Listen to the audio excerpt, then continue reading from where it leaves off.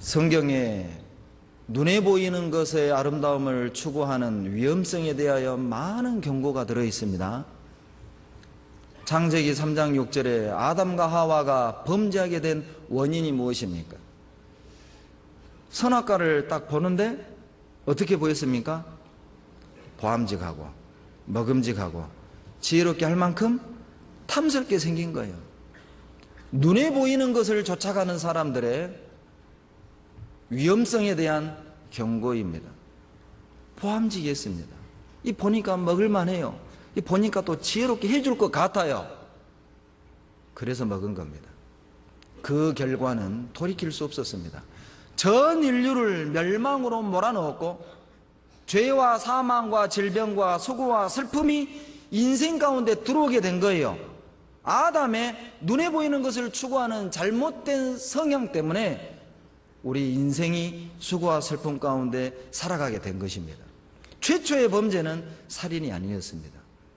최초의 범죄는 성적인 죄가 아니었다니까요.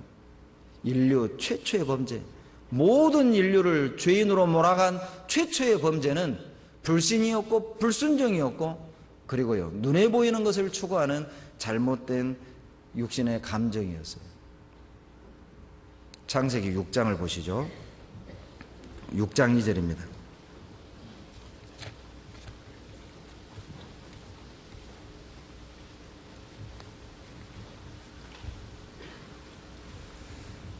창세기 6장부터는 노아의 홍수 사건이 나옵니다. 그런데 6장 시작 부분에 홍수 사건의 배경을 말하고 있습니다. 어쩌다가 이 세상 사람들이 홍수로 완전히 심판을 받게 됐는가? 그 원인이 무엇이죠? 2절에 있습니다. 다 같이 1절 2절을 읽겠습니다. 사람이 땅에 번성하기 시작할 때 그들에게서 딸들이 나니 하나님의 아들들이 사람의 딸들의 아름다움을 보고 자기들의 좋아하는 모든 자로 아내를 삼는지라. 여러분의 창세기 6장 1절 2절을 이렇게 시작했겠어요? 배경 설명입니다. 왜 노아의 시대의 모든 사람들이 폐괴하고 강포가 땅에 충만하게 됐는가? 그들이 강도살인 그리고 성적으로 타락하게 된 원인, 그들이 노아의 경고를 무시하게 된 원인, 그들이 하나님의 말씀을 받아들이지 않게 된 원인이 무엇이냐? 2절이에요.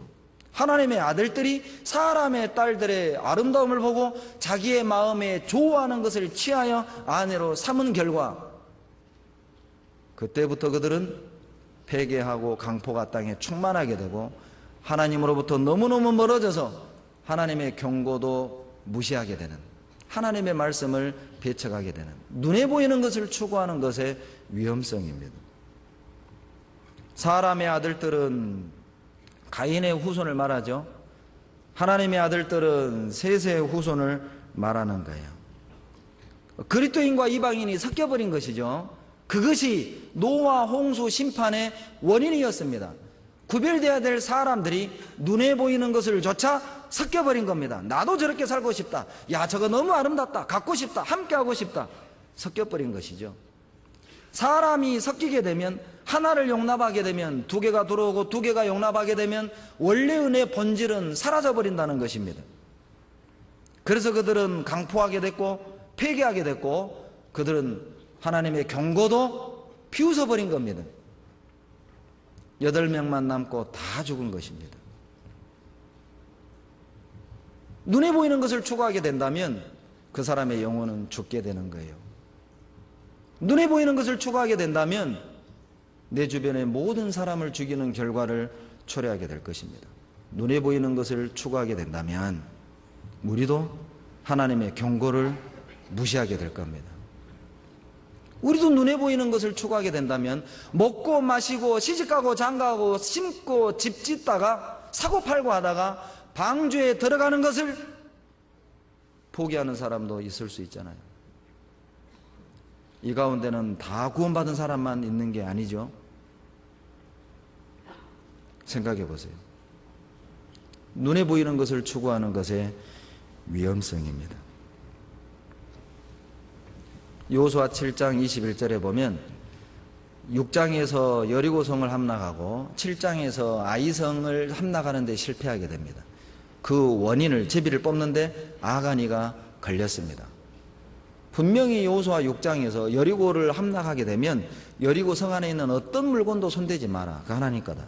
그런데 아간이가 숨겼어요. 뭘 숨겼죠? 신할산 아름다운 외투 한 벌, 은 한 덩어리, 50세겔 중에 금 한 덩어리. 그것 때문에 아간과 아간의 가족이 돌에 맞아 죽습니다. 거기가 아골 골짜기잖아요. 아름다운 외투 한 벌. 도대체 그 외투가 아름다우면 얼마나 아름답길래 그 외투 한 벌에 가족의 목숨을 걸어버린 거죠. 정말 어리석고 무지한 선택을 한 사람입니다. 여러분, 우리의 믿음을 걸 만큼 아름다운 것이 세상에 무엇입니까? 내 가족의 영혼을 포기할 만큼 세상의 아름다움이 무엇입니까? 그런데 이 아간이는 자기 가족의 운명을 걸어버린 거예요. 아름다운 신할산 외투 한 벌과 은 한 덩어리와 50세겔 중에 금 한 덩어리에 자기 온 가족의 영혼을 팔아버린 거죠. 우리도 그럴 수 있지 않습니까? 이 세상에 보암직한 것 때문에, 이 세상에 내 마음을 끄는 어떤 그 무엇 때문에 가족의 영혼은 뒤로 버리고 자기 신앙은 뒤로 버리고 그것을 선택하고 교회를 떠나고 진리를 떠나는 그런 사람이 우리 중에도 있을 수 있는 거예요. 어디에 운명을 거시겠습니까? 내 영혼과 내 가족의 운명을 어디에 걸겠습니까? 우리가 느끼는 아름다움은 무엇인지 깊이 생각해 봐야 할 문제입니다. 다윗 왕은 소년 때에 2m가 넘는 골리앗을 쳐 죽였습니다. 다윗은 골리앗도 이겼고 수만의 블레셋 백성도 쳐 죽였어요. 싸움으로는, 칼솜씨로는 다윗을 당할 자가 없었습니다. 다윗을 이길 용사가 없었습니다. 다윗은 당대의 영웅이었습니다. 최고의 금객이었죠. 무사였죠. 그런데 누구도 이길 자 없었던 그 다윗이 누구에게 졌습니까? 밧세바에게 졌어요. 아름다운 여인에게 진 겁니다. 골리앗도 이겼던 다윗이 아름다운 여인은 못 이긴 거예요. 사무엘하 11장 2절에 보면 목욕하는 그 밧세바의 모습을 지붕 위에서 보고 뭐라고 성경의 11장 2절에 기록되어 있느냐? 심히 아름다워 보이는지라, 이렇게 기록이 되어 있어요. 사무엘하 11장 2절에 심히 아름다워 보이는지라. 영웅 다윗도 여인에게 신앙이 자빠진 겁니다. 눈에 보이는 것을 추구하는 것의 위험성, 눈에 보이는 것을 추구하게 되고 그것에 마음이 자주 요동하고 끌리는 사람은 실패할 가능성이 커요. 신앙을 잃어버릴 가능성이 큽니다. 자기 가족의 영혼을 포기할 가능성이 훨씬 크다는 것입니다. 여러분, 우리가 고작 내 자식을 위해서, 고작 내 자식들에게 뭔가를 물려주기 위해서 인생을 투자하고 우리의 삶을 허비한다면 우리는 후회하게 될 겁니다. 내가 사는 이유가 무엇입니까? 내가 사는 목적이 무엇입니까? 이 땅에 뭔가 남기기 위해서입니까?